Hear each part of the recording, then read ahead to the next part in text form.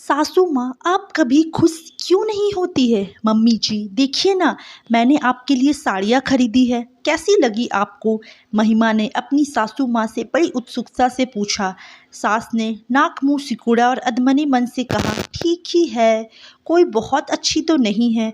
ये सुनकर महिमा का मन उदास हो गया। फिर भी महिमा ने सोचा, जाने दो, छोड़ो, मम्मी जी को तो ऐसी ही आदत है हमेशा की। मैंने तो अपनी तरफ से दुकान की सबसे बेहतरीन साड़ी खरीदी है, अब उन्हें पसंद नहीं आती तो मैं क्या करूं? उन्हें तो कुछ भी खरीद के दे दूं, खुशी नहीं होती है। खैर, कुछ दिन और बीते। एक दिन महिमा ने सोचा, आज सासू माँ के लिए कुछ खास बनाऊं, और बनाया भी। इस बार महिमा को विश्वास था कि उसकी सासू माँ खाकर खुश हो जाएगी। महिमा ने खाना टेबल पर लगाया, सब खाकर तारीफ कर रहे थे। तभी महिमा के पति ने अपनी माँ से पूछा, माँ, सब इतनी तारीफ कर रहे हैं पर तुम कुछ नहीं बोल रही हो, क्या हुआ? कैसा लगा खाना? ठीक ही है, कोई बहुत स्वादिष्ट तो नहीं है। महिमा का चेहरा उतर सा गया और बिना कुछ बोले अपने कमरे में चली गई और सोचने लगी, मैं बेकार ही कोशिश में लगी रहती हूँ। महिमा की सासू माँ अक्सर महिमा के घर रहने आया करती थी। यूँ तो महिमा 5 देवरानी जेठानी थी और उसकी सास अक्सर जब टूर पर निकलती तो 2 महीने 3 महीने हर बहुओं के पास रहकर वापस आ जाती। पर इतने सालों में कभी भी महिमा ने अपने सासू माँ को खुश होते नहीं देखा।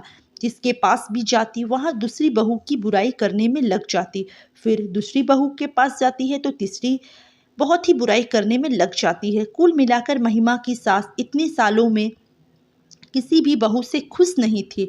उन्हें हर बहुओं में कुछ न कुछ कमियां दिखाई ही दे जाती थी। उनके हिसाब से घर की कोई भी बहू उनके मुताबिक नहीं थी और यही हाल महिमा के साथ भी होता था।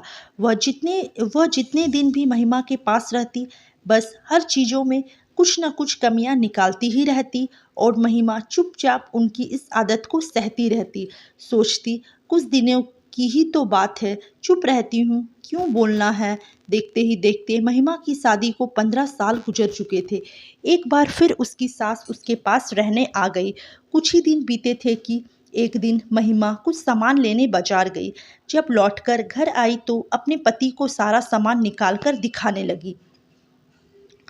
उसमें से कुछ सामान उसकी सास के लिए भी था, जो उन्होंने खास तौर पर मंगाया था। हालांकि सास का सामान महिमा के सामान से काफ़ी ज़्यादा था, पर उन्हें इस बात से खुशी नहीं थी कि उन्होंने महिमा से जितना कुछ भी लाने को कहा था, महिमा सारा सामान लेकर आई थी।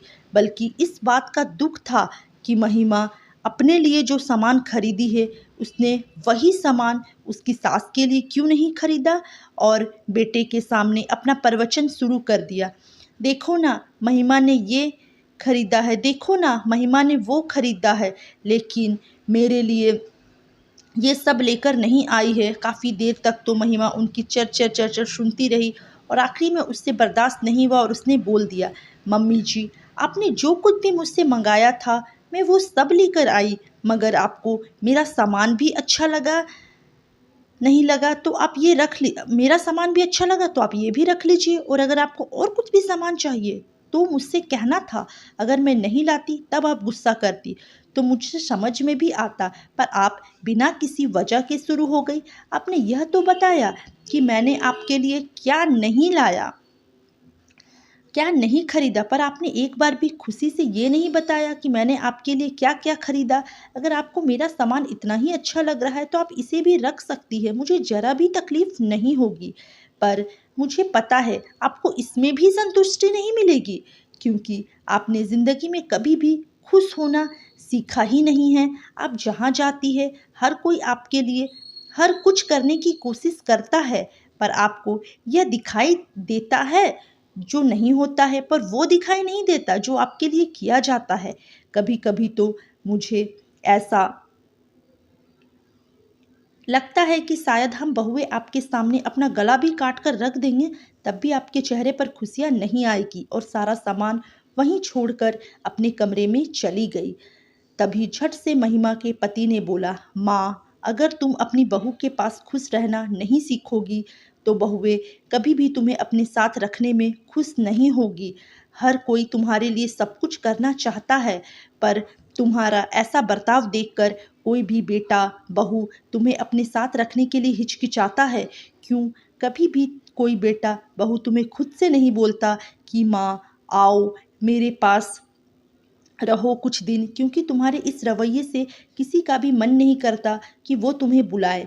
लोग हमेशा बहुओं को दोष देते हैं कि बहुएं ही खराब होती है, पर यूं सासों का क्या, जो तुम्हारी तरह होती है। हर बहू तुम्हें अच्छे से प्यार से रखना चाहती है, पर तुम हो कि हमेशा चिक चिक चिक चिक। तुम्हारी हर बहू तुमसे प्यार करती है, शायद इसलिए तुम्हें कभी जवाब नहीं देती है। पर कब तक, एक ना एक दिन तो हर किसी के सब्र का बांध टूटेगा ही, और इसमें तुम्हारा ही घाटा है। बेइज्जती भी तुम्हारी ही होगी। धीरे धीरे हर किसी ने तुमसे पलड़ा झाड़ लिया है, क्योंकि कोई भी अपने घर की शांति भंग नहीं करना चाहता। पर तुम कहाँ समझोगी, समझ नहीं आता क्या तकलीफ़ है तुम्हें। जहाँ भी रहो प्यार से रहो, खाओ पियो, बहुओं की सेवा लो। पर नहीं, तुम्हारी तो पूरी ज़िंदगी नुक्स निकालने में ही चली गई।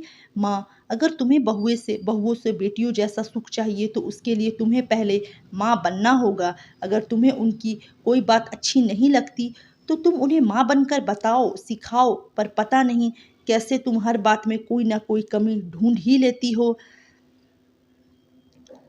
कहते हैं बेटा बहू बुढ़ापा का सहारा होते हैं, पर वो आपका सहारा तभी बनेंगे जब आप उनको अपना सहारा बनने देंगे। आजकल जहाँ लोग एकल परिवार में रहते हुए अपने माता पिता से दूर रहते हैं, ऐसे में उनके माता पिता को क्यों ऐसा लगता है कि बच्चों के पास जाने से उन्हें तकलीफ़ होगी, उनके बच्चों की आज़ादी भंग होगी। पर ऐसा नहीं है। आजकल लोग पढ़े लिखे समझदार होने लगे हैं, जिन्हें अपनों के साथ की अहमियत पता होती है। उन्हें पता होता है कि जितनी उन्हें अपने बच्चों की ज़रूरत है, उतनी ही ज़रूरत उनके